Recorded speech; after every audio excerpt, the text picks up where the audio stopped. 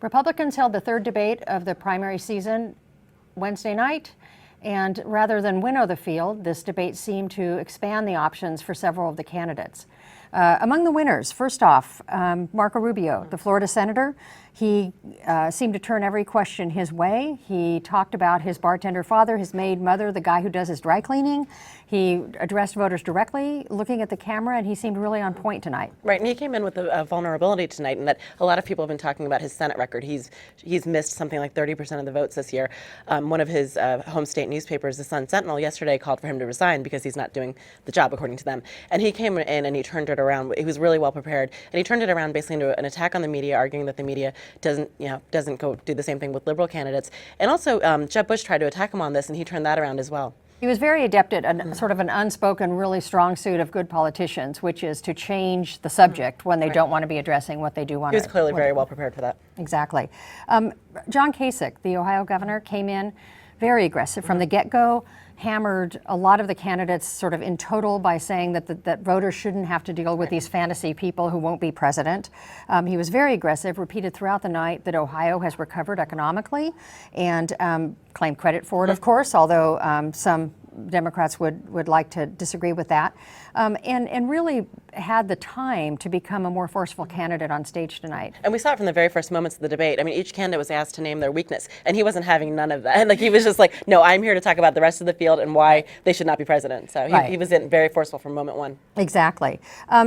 Those two candidates were sort of more positive in their, aggression. Some of the negative candidates also were successful, though. Ted Cruz, the Texas senator, got among the biggest applauses of the night when he attacked the media, which is a familiar target for Republican candidates, but one he knew he could go to the well with and get some response. And his essential point was, you're picking on us, you don't pick on the Democrats, even though the moderators were not the ones who he accused of picking on Democrats. But he also, like Kasich, got a little bit more screen time this time to his benefit. Right. And also, I think one of the dynamics that we're starting to see on the ground is he is going after some of the people you would think would support Rand Paul. And tonight you had him raising Ron Paul, Rand Paul's father, aligning himself with him on monetary policies. And that seemed like a clear, courting of libertarian-minded voters. Absolutely. The other sort of surprise victor, perhaps, at the low end of the scale tonight was Christie, who has had a sort of star-crossed, difficult campaign. He's not the ascendant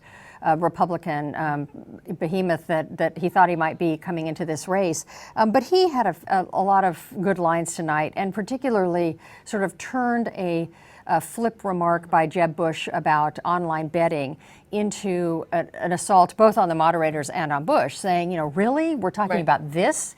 We have a lot of problems in this country, and we need to address them. And that moment was a reminder of why people initially thought that Christie could go very far, because he's usually very good on the stump, very good speaking. He's attractive to people when he speaks, but I think a lot of that's gotten lost out because of the various scandals and because he hasn't received as much attention in recent months. Exactly. For those being the winners, there were a couple of notable losers tonight, relatively speaking anyway. This was supposed to be a contest where Donald Trump and Ben Carson maybe took it on together. They're the leading in the polls by an astonishing amount at this point in time. But they were really sort of bit players in this whole drama. I was really shocked that Trump didn't go after Carson right away, because, I mean, anytime anybody has gotten under his skin, he has just, ferociously gone after them. And he hinted over the weekend that he was bringing up Carson's religion. He was bringing up whether he was low energy, which is usually an attack he reserved for Jeb Bush. So he was really signaling that he was going to be aggressive, and then we didn't see how that played out at all. Exactly. And we also saw that Carson appeared to be tentative and a little bit out of his element when especially pressed when discussing on specific. policy. Right, exactly. His campaign has been a campaign of character, not a campaign of policy prescriptions, and that really showed tonight. And I think the one response where he did get some, where a lot of people noticed, was his response about being on the board of Costco and how you can be opposed to same-sex marriage while at the same time respecting the rights of gay people. And I think on social media, especially from some somewhat moderate conservatives, that got some attention, some notice. Carly Fiorina, she had presence in this debate, but it didn't appear to be the kind of breakout moment as the first debate was, which launched her from the kiddie pool up into the big leagues in terms of these debates. I mean, I think back then in both the first and the second debate, she was more of an unknown quantity, so that's when she impressed people who up until then knew nothing about her. Also, this time around, you had so many people who were trying to make a difference, trying to make a mark, who really felt they had to make a mark tonight. So I think that there might have been less of an opportunity for her to have that breakthrough moment. The big loser, perhaps, of the night was the former Florida Governor Jeb Bush. He's had a really rocky couple of weeks. His fundraising is drying up. He's had to lay off staff and diminish the salaries of those who remain on his staff. And he's got the baying of donors wondering what happened to the front runner that he used to be. Tonight, he just seemed to be present in some moments, but really not strike the kind of either aggressive or pointed sort of, affront that people expect in these debates. I think people were really looking at tonight as sort of a do or die moment for him. His donors are anxious. They were just all in Texas with his father and his brother, where his people were basically reassuring his donors that don't worry, it'll be okay. He's flailing in the polls. He's not doing well in places that he was expected to do well. He's bleeding money, as you said. So I think people were really looking for him to try to make a mark tonight. And the one point he did come in aggressive. He went after Trump immediately, and then he went after Rubio immediately. But especially with the Rubio attack, it really fell flat when Senator Rubio turned it around on him. And then I think he was on stage for less than 10 minutes, or I'm sorry, he was on camera for less than 10 minutes.